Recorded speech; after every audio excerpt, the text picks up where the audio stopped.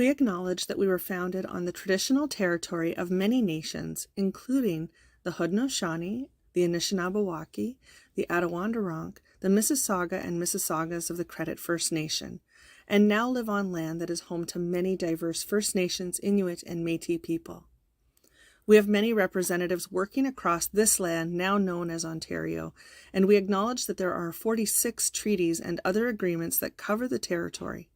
We are grateful to be able to work and live on this land, and thankful to the First Nations, Inuit, and Métis people who have cared for these territories since time immemorial, and who continue to contribute to the strength of Ontario and to all communities across the province. To continue to center reconciliation, we encourage our team, partners, students, and teachers to take time to learn about the lands they are currently on. Visit native-land.ca for more information.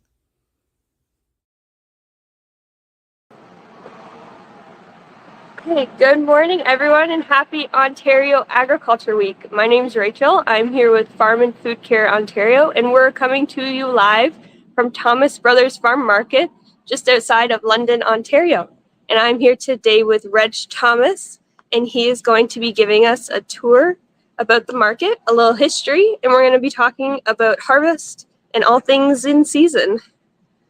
Okay, Reg, it's up to you. Yeah, we've been in business for 67 years, and my dad and his brother started the business, and my wife and I and 4 kids have bought them out, and we've been in business now ourselves for 25 years. We have a farm market that we sell all local stuff, plus we have a U-Pick farm that's 2 miles down the road that we pick fresh every day for our own farm market, and after that it's open for U-Pick. So we start in the spring with rhubarb and asparagus, and that leads into peas and beans and tomatoes. We have a whole list of stuff, and anything else that we need to have, like apples and different things, are bought locally. So here's a bit of a tour of the market. We're not going to wander too far in or we're going to lose some cell service. But Reg, what's in season right now? Right now, squash, pumpkins, apples are just unbelievable this year. We still have in our fields green, yellow beans and peppers, hot peppers, and of course squash and pumpkins are it's the season for them. Excuse me. And other than that, we still, as I said, we've still got a full line of vegetables, fruits and vegetables here till the end of October anyway. And yeah, everything's been just super this year. And where does most of the produce come from in your market? Well, if we aren't growing it ourselves, it's very close. It's only a matter of 10, 15, 20 miles away. And as I said, we cater to local farmers that fill our shelves, and we're very generous to have them as partners. And what's your favorite crop you have at the market, and your favorite one to grow? Those well, might be different. Yeah, we've always been noted for our sweet corn because people know that we pick it fresh every day, and they know it's a matter of just a couple hours and it's here in the market for them to buy. And that's put us on the map years ago, and it still is today. Everything is a little bit of a challenge over the years. You gotta depend on Mother Nature to, and every year is different. So as far as a crop that's easier to grow, I think they all have their challenges. And are you proud of where the markets come from? Oh, very much so. We started out 57 years ago with the table and chair at the end of the table, or at the end of the road, excuse me. And we've grown into the size of the market we have now. And where do you hope to see the market go? Well, my 3 boys and daughter are still quite interested in it, and they're still younger. I mean, we've grown over the years, and I wish my mom and dad were here to see what we've done. And it'll be interesting to see what changes maybe they may make to make it a better place. Okay, and we are taking questions live from all of the students tuning in, so we might see if there's any questions that have come through. Oh, what is one of the easiest crops to grow, and what is the hardest? Wow, that's a good question.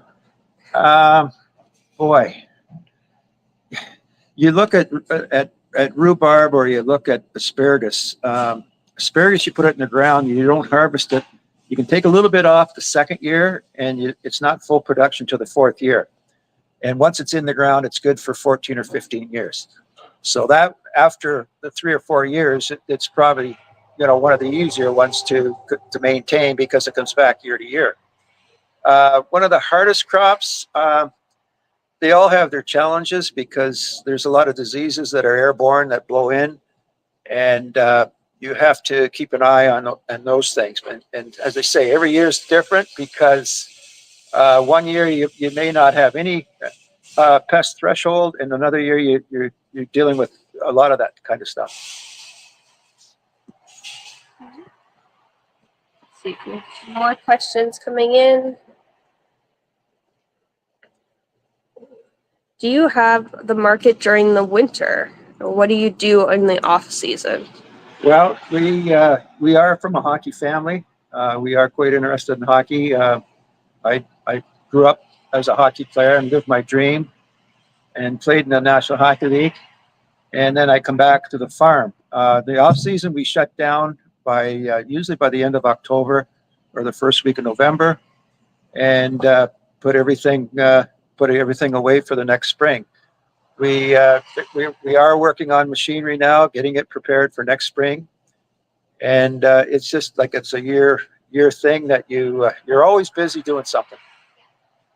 And how much help do you have on the farm? We employ anywhere from 22 to 25 people, and that's just seasonal. And so it's there's more people involved in the farm market itself. And our harvesting that is done by my oldest boy and myself and 4 or 5 other workers. We've got some NHL fans here who are also giving you a shout out. Okay, how do you harvest pumpkins?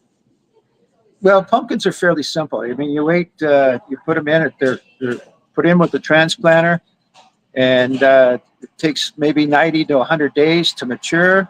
And once they get to the orange side of it, and come September and into October, once they're orange, we just cutting them off and bringing them to the market. Neil asks, do you have any grocery shopping? Do you have to do any grocery shopping because you grow all your own food? Very little. It's especially during the season, we're eating a lot of our own product. And we don't go to the grocery store too often. Which one is your favorite crop to eat or to grow? I'd say sweet corn. Once it comes on, there's nothing better than good old Ontario sweet corn. Isaac would like to know if you worry about wild animals eating your crops. Yeah, we do have a problem. Seagulls are a problem. They'll get into our tomatoes once in a while. So we have to try to keep them out of there. We see some raccoon damage quite a bit. As far as turkeys and deer, we don't see a whole bunch of damage done by them, but it's probably more raccoons. And we do have a problem for about 10 days. In latter part of August, they'll come in, blackbirds will come in, and they must be migrating or hooking up with each other, I guess, and they do quite a bit of damage to the sweet corn. So the tot tutor says we have peppers that started late and are now flowering. Any tips to get them to fruit before the frost? Wow, if they haven't fruited now, I don't like your chances, because they probably take anywhere closer to 70 days to mature from a flower to what they come out there. So our suggestion will be to maybe get those in earlier next year. Yeah, as soon as you can get them in. Like we plant ours right around the end of May to the first week of June. And what tips do you have for someone who wants to become a farmer? Well, be prepared to work hard. It's early mornings. I mean, I'm up every morning at 5 o'clock, and I mean, there's a lot of satisfaction out of growing your own crops. And then again, you got to depend on Mother Nature, and sometimes she doesn't cooperate because of the rains and maybe hail and different things and frost in the springtime. So it's a challenge every year, but every year is different. How many crops do you have in total? Oh boy, I guess probably 12 to 15 that we grow ourselves. And then, as I say, everything else is bought locally that if we don't have to fill our market. And is everything grown and sold at the market, or do you have any crops that go to some secondary sources? No, everything is sold here at the market, or after then we open up our fields for U-pick. What types of machine do you use to harvest your vegetables? It's mostly hand-picked. That's one thing about our vegetables. We don't really have a whole bunch of machinery that will pick beans or tomatoes or peppers. It's all basically hand-picked. We have tons of questions coming in. This is great, everybody.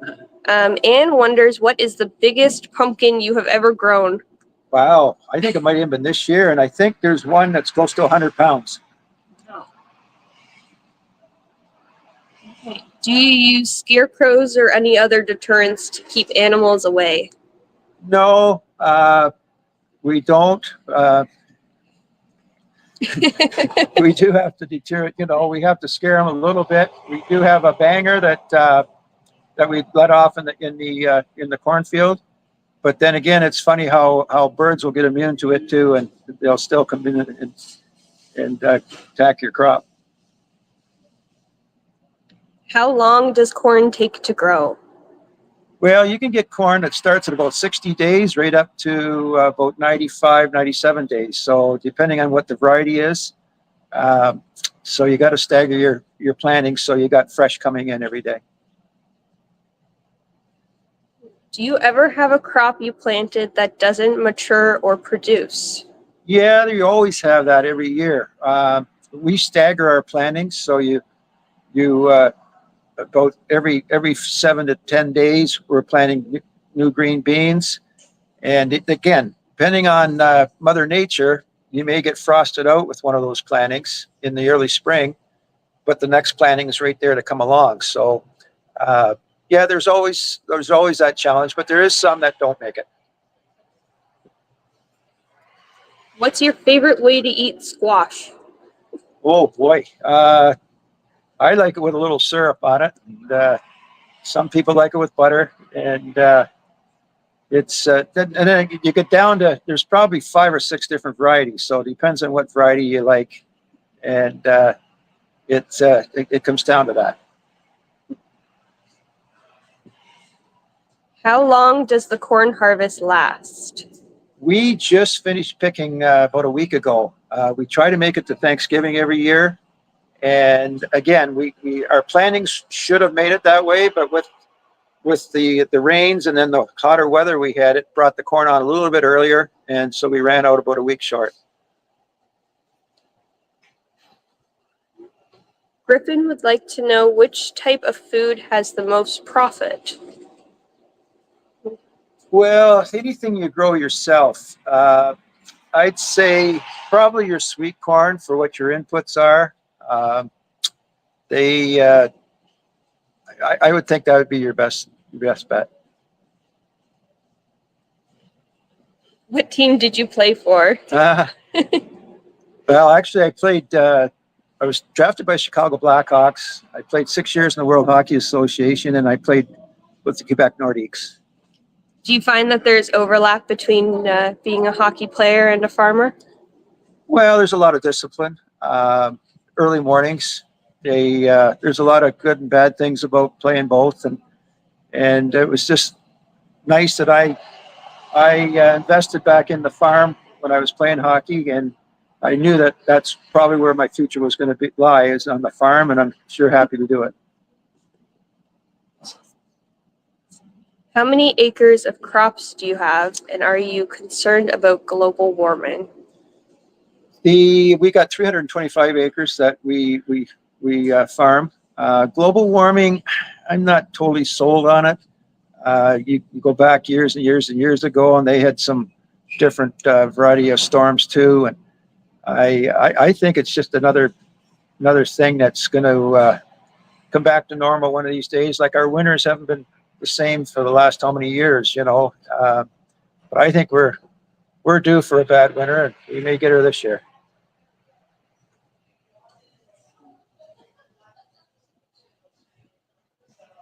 What do you do with any rotting pumpkins? They actually everything that does we plow it down because it's good fertilizer for the land for the next year. So and the deer just love pumpkins after they like the rotting ones. So they have a feast back in the fields. And then what do you do with anything in the market that you can't sell by the end of the season? We pretty well get rid of. We quit buying, and the last maybe week to 10 days,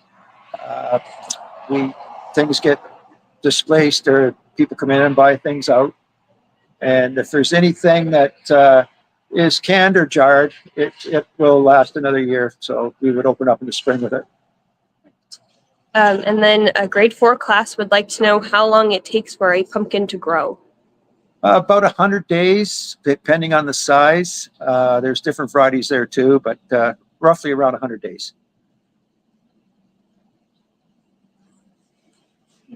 Did you grow up in a farming family, and how did you get into farming? I grew up right here, right where I'm standing now. We started our business when I was 5 years old, selling at the end of the road, and we grew from there into our business that we have now. And it looks like we have time for maybe one more question. And what is your favorite thing about being a farmer? Well, it's fun to be when it comes to the end of the year because you've worked hard all summer, and it's nice to kick back and relax because we're at it for a lot of hours each day and morning to night. But there is a lot of satisfaction in the growing and watching things grow and then bringing it down to the market and selling it that way. And is there any last thing you want to add before? Well, I was just going to say, a lot of you people probably don't know the last crop that farmers do have, and you probably guess Brussels sprouts or something different like that comes through Thanksgiving. But the final crop is Christmas trees, and that'll be the final crop of the year, and then those farmers can have a rest. Okay, thank you, Rich. I'm going to flip this back to me. Okay, thank you everyone for tuning in, and happy Ontario Agriculture Week. We have one more tour lined up for tomorrow to visit an Ontario dairy goat farm. So hopefully we will see lots of you over there. And happy Ontario Agriculture Week.